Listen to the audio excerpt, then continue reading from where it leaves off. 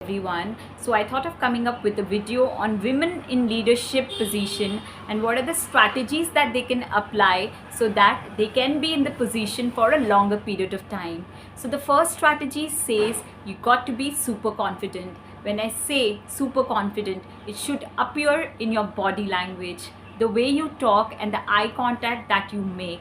So recently, I was listening to one of the podcasts of the lady I admire personally, Miss Shushmita Sen, and she narrated the way the woman should carry herself when it comes to body language.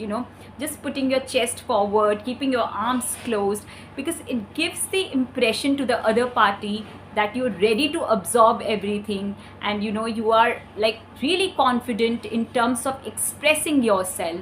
So that's number one. Also, when you talk, it is often visible that in the board meetings and also in like some discussion, the women, they stay quiet. Why don't you put your thoughts forward? Like, why don't you speak your mind? Because it is only then it would show the intellect that you have, the acumen that you have, and trust me, it can just, everything will be in your favor then. Now, when I say about all of these things, it is often seen that जो women होती हैं वही तो symbol हैं समृद्धि, शांति and बुद्धि की.